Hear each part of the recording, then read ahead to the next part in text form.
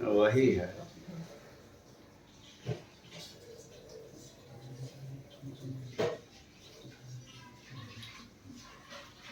पूर्णमासी माता जी हैं, वो भी उससे भी हैं, बड़ी अच्छी आए पूर्णमासी माता जी। पूर्णमासी। अच्छा, आपका प्रश्न है, बिल्कुल व्यवहारिक प्रश्न है। इस काल में यह कठिनाई आ रही है कि गुरु से सीधा संपर्क नहीं बन पा रहा, लेकिन अब जो बहुत व्यस्त गुरु हैं या जिनसे संपर्क करने में कठिनाई हो रही है, तो उनका तंत्र भी तगड़ा है। ऐसा नहीं है कि वो बिना संपर्क के और सबको लेकर के चल रहे हैं। जो लीडर हैं तो डायरेक्ट कांटेक्ट नहीं है, लेकिन इनडायरेक्ट कांटेक्ट रहता है। ये जो मंदिर के प्रेसिडेंट हैं या भक्तों के लीडर हैं, उनसे कभी कभी भक्तों का हालचाल लेते रहते हैं। या विशेष करके हम देखते हैं कि परम पूज्य गोपाल कृष्ण महाराज कहीं जाते हैं तो उनसे रूम में मिलना तो जरूर कठिन है, बहुत भीड़ रहती है, लेकिन वे क्लास दे करके निकलते हैं तो बहुत लोगों से मिल लेते हैं उतने टाइम में। अब कोई मीटिंग वूटिंग रहता है तभी वो जल्दी से चले जाते हैं, नहीं तो धीरे धीरे निकलते हैं तो कुछ संपर्क हो जाता है। या गुरु की जो बात है तो इस समय ऑनलाइन भी व्यक्ति सुन रहा है, या गुरु का जो प्रतिनिधि है उसके माध्यम से संपर्क है। तो अब वही जिस परिस्थिति में है तो जैसे संभव है वैसे ही संपर्क कर सकते हैं ना। और जहाँ तक सेवा की बात है तो गुरु की सेवा करनी ही चाहिए, भक्ति का अंग है, निष्कपट सेवा करनी चाहिए। सेवा करने की इच्छा होती है तो भगवान अवसर दे देते हैं। अब कोई सन्यासी है, सन्यासी गुरु है, और कोई स्त्री तो अब पैर नहीं दबाएगी, लेकिन सेवा मिल जाता है। कपड़ा धोने की सेवा है या कभी कभी भोजन बनाने की सेवा है, उनके अनेक कार्य हैं।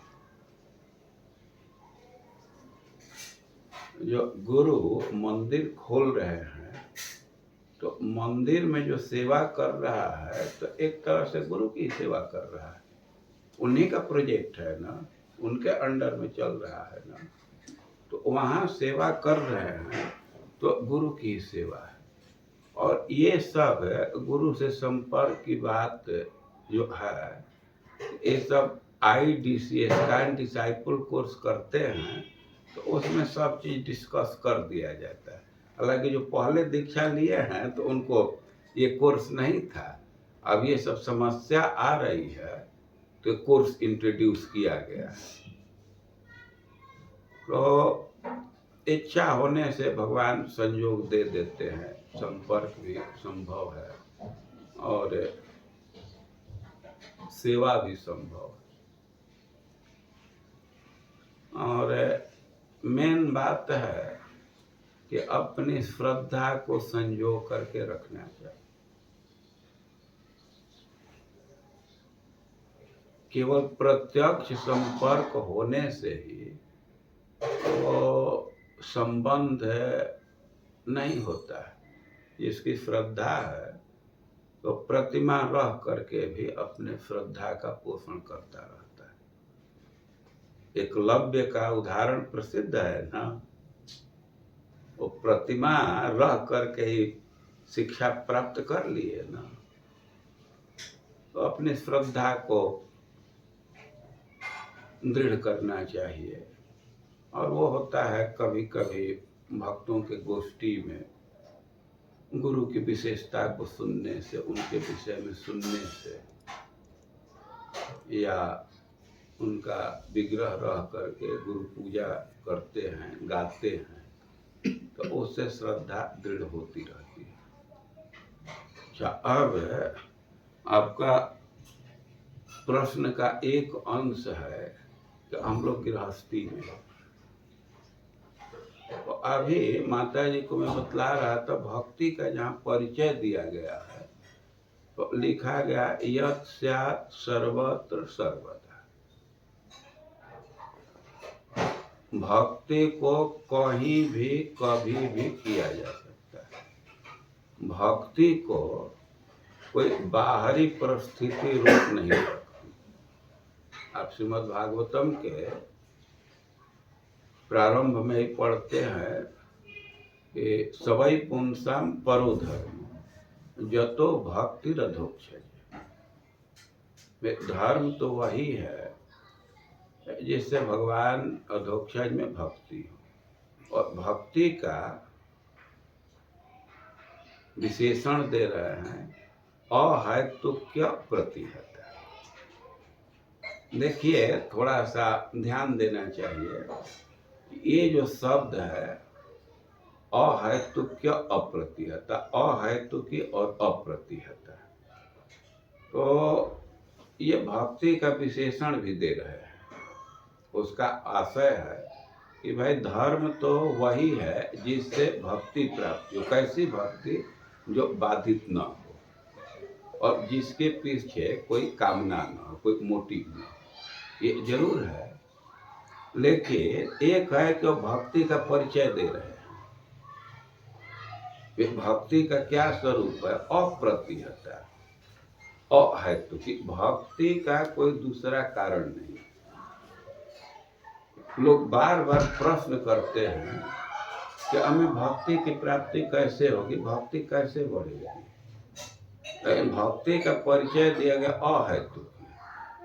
वो भक्ति का कोई दूसरा कारण नहीं है, उसका हेतु है ही नहीं। मतलब भक्ति की प्राप्ति केवल भक्ति से होती है, अहैतुकी। कौनो कर्मे नहीं है, कृष्ण भक्ति कौनो कर्मे नहीं है। कितना भी यज्ञ कर लीजिए, अनुष्ठान कर लीजिए, भक्ति की प्राप्ति नहीं हो। शुभ कर्म कर रहे हैं, यज्ञ कर रहे हैं, दान कर रहे हैं, तो स्वर्ग सुलभ है और ज्ञान से मुक्ति भी सुलभ है। लेकिन साधन सहस्रैरपि हरिभक्ति सुदुर्लभ। और लाख लाख साधन करने भक्ति की प्राप्ति नहीं होगी, अहैतुकी। इसका दूसरा कारण नहीं। भक्ति का कारण भक्ति, भक्त्या संजातया भक्त्या, भक्ति से ही भक्ति बढ़ती है। और कोई कोई प्रश्न करेगा कि हमारे अंदर तो भक्ति है ही नहीं है, अब कैसे भक्ति की प्राप्ति है? और आपके अंदर नहीं है, लेकिन किसी के अंदर भक्ति है ना, तो उसके सानिध्य में जाने से, उसके संपर्क में जाने से, उसकी सेवा करने से, उसके हृदय की भक्ति का प्रभाव आप पर आ जाता है। आप लोग देखे हैं, कोई लोहा है, उसमें चुंबकत्व का गुण नहीं है, लेकिन किसी चुंबक के संपर्क से आने से उसमें भी चुंबकत्व आ जाता है ना। तो हमें भक्ति नहीं है, किसी भक्त के संपर्क में चले जाएंगे तो उसके हृदय में जो भक्ति है उसका संचार हमारे हृदय में हो जाए। कारण भक्ति ही है, या तो अपना भक्ति या दूसरे का भक्ति। तो जो प्राप्ति के विषय में सिद्धांत है, वही उसके वृद्धि के विषय में भी सिद्धांत। खुद भक्ति करेंगे तो भक्ति से भक्ति बढ़ेगी। वे हमारी भक्ति तो बड़ा कमजोर है, किसी उन्नत भक्त के संपर्क में आ गए तो उसके भक्ति का संचार हमारे हृदय में हो जाए। पूरा पूरा न हो, लेकिन कुछ अंश हो जाएगा। एक उदाहरण से इस बात को समझिए कि कोई कपड़ा गीला है, कपड़ा गीला है, उसको कहीं रख दीजिए तो जब सूखा, एकदम सूखा कपड़ा है उसको भी गीला कर देता है। अच्छा, उसमें कपड़ा कितना महंगा है इसका मतलब नहीं है। वो मखमल का कपड़ा है कि मोटिया मार्किन है, इससे मतलब नहीं, गीला होना चाहिए। तो उसी तरह पद पोजीशन का वैल्यू नहीं है। कोई कितना बड़ा पद पर है इसका वैल्यू नहीं है, उसके हृदय में भक्ति किस स्तर का है। ये कपड़ा का उदाहरण समझ में आ रहा है ना। मखमल का ही कपड़ा है, सूखा सूखा है तो किसी पर असर नहीं डालेगा ना, एकदम चिथड़ा है, लेकिन वो गीला है तो यहाँ रखने पर कुछ असर आ जाता है ना। तो वही सिद्धांत भक्ति का है। इसी से बार बार कहा जाता है ना कि उन्नत भक्तों के सानिध्य में जाना चाहिए, उसके हृदय में जो भक्ति है उसका असर आ जाता है। मथुरा के स्त्रियों का वर्णन आप लोग पढ़ेंगे, दृष्टवा मोह श्रुत मनोद्रुत चेतसस्तम, कृष्ण को देखी और उनका मन उधर एकदम बहने लगा। उसका कारण था कि वो बार बार सुनी थी और रियलाइज सोल से सुनी थी। तो कहाँ कोई सेमिनार अटेंड करती ना, वो वृंदावन से जाती थी निम्न स्तर की स्त्रियां, चूड़ी बेचने के लिए, डांडा बेचने के लिए, इत्र बेचने के लिए। उनका सामाजिक स्तर बहुत ऊंचा नहीं होता है, लेकिन वे गोपियों के साथ कृष्ण के व्यवहार को देखी, प्रत्यक्ष अनुभव था, और चूड़ी पहना रही हैं उसी में उसका वर्णन कर रही हैं। और ये बार बार अवसर आता था तो सुनने से उनके चित्त एकदम पिघला हुआ था। कृष्ण को देखते उधर धारित हुआ और कृष्ण का वो प्रत्यक्ष संग नहीं प्राप्त की, अपने आंखों से उनको हृदय में ले गए, हृदय में गाढ़ आलिंगन किया और उनका ताप दूर हो गया।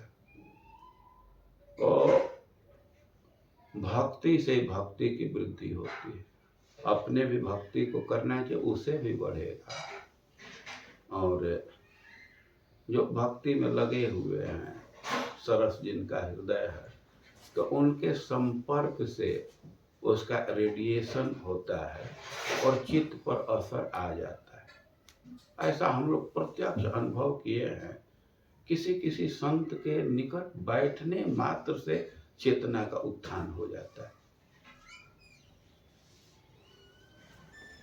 तो भक्ति का दो जगह कंट्रोल है, खुद भक्ति करेंगे तो उससे भी, और दूसरे के संकल्प का भी असर आता है। एक तो सानिध्य है, उसका भी असर आएगा, और दूसरा कोई मन में सोच लेके कि इसका उद्धार हो जाए, इसकी भक्ति बढ़ जाए, तो सोचने से भी वो आ जाता है। केवल किसी व्यक्ति पर प्रसन्न हो गया और उसके मन में केवल विचार आ गया कि अच्छा भक्त है, भगवान इसकी भक्ति बढ़ाए, तो उससे भी बढ़ जाता है। Remote control. भक्तों के अनुग्रह से शुभ विचार आने लगता है, चित्त में परिवर्तन हो जाता है। श्रीमद् भागवतम में 7वें स्कंद में इसी बात को दिखाया गया। प्रहलाद महाराज पर विचार कीजिए, वो कैसे समाज में थे, किसके पुत्र थे? हिरण्यकश्यप के ना। कितना बुरा समाज है, लेकिन नारद जी का अनुग्रह था। वो स्पष्ट कह रहे हैं कि हमारे माँ को उपदेश दे रहे थे, माम उद्देश्य, लेकिन नारद जी का ध्यान था प्रहलाद पर। प्रहलाद गर्भ में था, तो उसका प्रभाव हुआ कि नारद जी का स्मरण अखंड रहता था। कितने विकट स्थिति में गए, लेकिन उनका स्मरण अखंड है। तो ये नारद जी की कृपा से। दूसरा उदाहरण है कि सनकादि गए दर्शन करने के लिए वैकुंठ में, भगवान का धाम है, और जय विजय उनकी सेवा में थे। लेकिन सनकादिक कुपित हो गए तो उनके चेतना का स्तर गिर गया। जो वैकुंठ में रह रहा है, भगवान की सेवा में है, उसकी चेतना हो गई कि मारो, काटो, उजाड़ो, नष्ट करो। तो आशीर्वाद और कोप से हमारा हृदय का स्तर, भक्ति का स्तर बढ़ जाता है, घट जाता है। बात समझ में आ रही है ना? और आपका एक अंश है प्रश्न का कि हम लोग गृहस्थी में, और बाहरी, यहीं से मैं प्रारंभ किया था कि बाहरी परिस्थिति भक्ति को बाधित नहीं कर सकती, अप्रतिहत है। कोई गृहस्थी में है, संन्यास में है, वो भक्ति को बाधित ये बाहरी चीज नहीं कर सकता। और यह तो स्थापित बात है कि भक्ति में सबसे ऊंचा स्थान गृहस्थों का है, गृहस्थों में भी स्त्रियों का है। गोपियों के बराबरी कोई भक्ति नहीं किया है ना। गोपियां स्त्री हैं ना, वो भी ब्राह्मण की स्त्री नहीं, गोप की।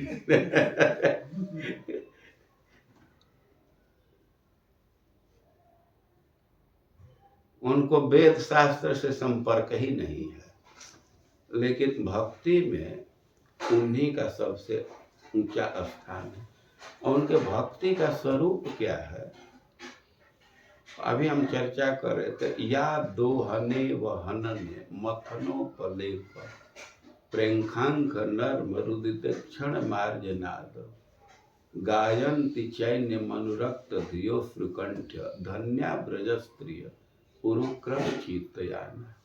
या दोहने, वो गाय दूह रही हैं उस समय, अवहनने, वो उखल में कूटने देखी होंगी ना, चावल निकालना है या दाल छांटना, उसको अवहनन कहते हैं। या दोहने वहनने मथन, दही मथ रही हैं या लेप कर रही, आंगन पोत रही हैं, तब तक बच्चा रोने लगा तो उसको पलना पर बैठा करके बच्चे को खिला रही है। वो पौधा है तो उसको सिंचाई करना है। ये सब गृहस्थी में यही सब काम है ना, गोपियों के परिप्रेक्ष्य में यही है, यानी कि काम यही कर रहे हैं। लेकिन उनकी विशेषता क्या है, गायन्ति, वो काम करते हुए गा रही है, अनुरक्त ध्रिय, प्रेम से गा रही है। अरे कैसे पता चल रहा है कि प्रेम से गा रही है? और अश्रु निकल रहा है आंख से, उनका गला अवरुंध हो रहा है। और धन्या ब्रज स्त्री उरुक्रम चित्तयान, ब्रज की स्त्रियां धन्य हैं क्योंकि उनके हृदय में उरुक्रम बसे हुए, या उरुक्रम के हृदय में वे बसी हुई। तो गृहस्थी में भी भक्ति किया जा सकता है, लेकिन कठिनाई है कि चेतना हमारी धूमिल हो जाती है, और इसी से भक्तों के संग की जरूरत है। जब उन्नत भक्तों की बात सुनते हैं, गोपियों की बात सुनेंगे और भी उन्नत भक्तों की बात सुनने से उसका प्रभाव हमारे हृदय पर आ जाता है। कम से कम कुछ दिन तक भावना जरूर प्रज्वलित हो जाती है।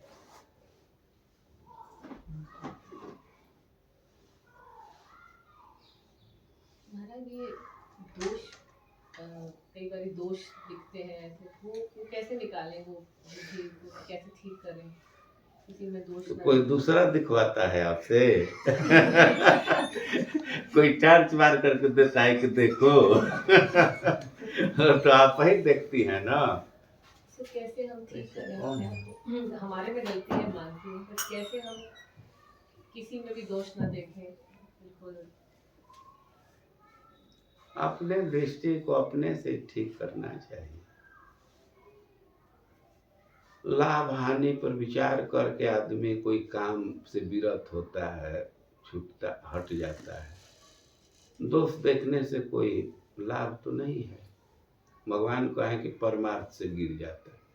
किसी के दोष का वर्णन कर रहे हैं तो करना चाहिए भजन, तो समय उसमें चला जाता है, चित्त भी प्रभावित हो जाता है। अब इसी में राग द्वेष उत्पन्न हो जाने से तो भजन लायक मन नहीं रहता है ना, स्वस्थ रहता है तो अच्छा रस मिलता है। और अपने विवेक का प्रयोग करके धीरे धीरे कि हमको उसे क्या मतलब है। दोष देखने से कोई लाभ नहीं, दिख भी जाए तो वर्णन नहीं करना। अच्छा तो होगा कि देखे ही ना, लेकिन अब कभी कभी दिख गया, बस दिख गया, वर्णन नहीं करना। अपने को किनारे कर लीजिए, कहीं कठिनाई है तो अपने डिस्टेंस बना लीजिए, डिस्टेंस बना लीजिए। जहाँ दिख रहा है दोस्त, थोड़ा डिस्टेंस बना लेना चाहिए। हाँ बोलिए। महाराज, अपने भी तो बहुत दोष होते हैं जो दिखाई देते हैं। अपने अपने दोष होते हैं। हाँ। जो आत्मग्लानि होती है या लगता है कि कितने दोषों से हम भरे हुए हैं। हाँ। तो उन दोषों को वैष्णवों के सामने प्रकट करना चाहिए। किस तरह से वो दोष खत्म होते हैं? देखिए, वो वैष्णवों से प्रकट करना चाहिए, लेकिन सबके सामने नहीं। वैष्णव का सिलेक्शन होना चाहिए। 2 गुण के जो आत्मीय भाव रखता है, जो हमारा हितैषी है और हितैषी है, सौहार्द भरा है और आत्मीय, उससे जरूर कहना चाहिए। और जो तटस्थ हैं या ऐसा है कि हम कहें भी वो केवल उसको दूसरे से कहेंगे, उपहास करेंगे, तो वहाँ कहने से कोई विशेष लाभ नहीं। लेकिन जिस पर आपको विश्वास है, आपको लग रहा है कि हमारे सुहृद हैं, तो उनसे जरूर कहना चाहिए। कहने से वो, कहने मात्र से कुछ कम हो जाता है। कुछ वे सलाह दे दें तो उससे बहुत अधिक कम हो जाए। महाराज, एक क्वेश्चन आ रहा है, शरीर के प्रति जो आसक्ति है तो उससे किस तरह से डिटैच हो पाएंगे? और जैसे हर चीज को लगता है, हम शुरू में कहते हैं कि 1 माला कर लो तो 16 माला तक कोई 2 साल में पहुंच जाता है, या 6 महीने में, कोई 2 दिन में पहुंच जाता है। तो ये जो हमारे अपने शरीर के प्रति आसक्ति है, इससे कुछ मतलब कुछ ऐसा है जिसे पी के शरीर के प्रति आसक्ति को खत्म किया जा सके? कैसे है तो जरूर, लेकिन पियोगी तब ना। तो मदिरा मदांध, एकदम जैसे कोई मदिरा पी लिया तो उसका कहाँ वस्त्र गिर गया उसको पता ही नहीं चलता है। उसी तरह जो भक्ति का रस में, भगवान के कथा कीर्तन में उन्मत्त हो जाता है कि अब शरीर कब गिर गया, नष्ट हो गया, इसका भी उसको पता नहीं चलता है। शरीर के तरफ ध्यान ही नहीं रहता है। करदम जी का प्रसंग पढ़ेंगे तो भगवान प्रकट हुए, कहे कि बहुत प्रसन्नता, हमारे आँखों का सिद्धि मिल गया, आपका दर्शन हो रहा है। लेकिन जो माया से बाधित हैं तो आपके चरण का भजन करके भी भोग चाहते हैं, और उसी में मैं भी हूँ। हमें अपने शील स्वभाव के अनुरूप पत्नी चाहिए, लेकिन तुरंत कहते हैं कि लेकिन एक ग्रुप है, लोकांश लोकानुगतान पशुश्च हृत्वा फ्रिताय चरणात् पत्रम परस्परम तद वाद सीधु पीयूष निर्यापित देह धर्म। कि एक ग्रुप है कि किसी का ध्यान नहीं रखते। समाज के लोग पशु जैसे हैं, वो देखा देखी करते हैं। जैसे एक पशु जिधर जाता है, अब झुंड उधर ही जाने लगता है। समाज की वही स्थिति है। वो कह रहे हैं कि लोकानुगता हित्वा, उनका कोई ध्यान नहीं रखते हैं, और आपस में भक्त लोग ही परस्परम त्वदवाद सिद्धु पीयूष निर्यापित देह धर्म, यानी कि त्वदवाद, आपके विषय में चर्चा करके, उसके लिए 2 विशेषण दे रहे हैं। सिद्धु, सिद्धु मतलब मदिरा, और अमृत, वे आपस में चर्चा करने में वो विभोर हो जाते हैं। जैसे मदिरा का गुण है कि विस्मरण दिला देता है, तो उसी तरह ये भगवान के कथा को सिद्धू कह रहे हैं। और पीयूष यह परम सुस्वादु भी है। तो यह स्थिति होती है कि निर्यापित देह धर्म, यह स्थिति हो जाती है कि उनको भूख प्यास का भी अनुसंधान नहीं रहता है, शीत घाम का अनुसंधान नहीं रहता है। अब आसक्ति की बात कहाँ है? तृतीय स्कंद के 21वें-22वें अध्याय में करदम जी की उक्ति है, उसको देखना चाहिए। और टॉनिक तो है लेकिन पीना होता है ना।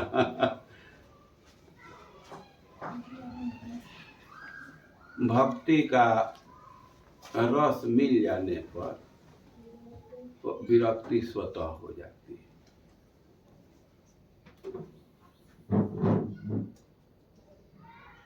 कहीं गड्ढा में व्यक्ति गिरा है तो कोई सपोर्ट लेने से व्यक्ति निकल जाता है। अब बिना सपोर्ट का बहुत प्रयास भी करे तो शायद सफलता न मिले, लेकिन सपोर्ट लेने से आसानी से निकल जाता है।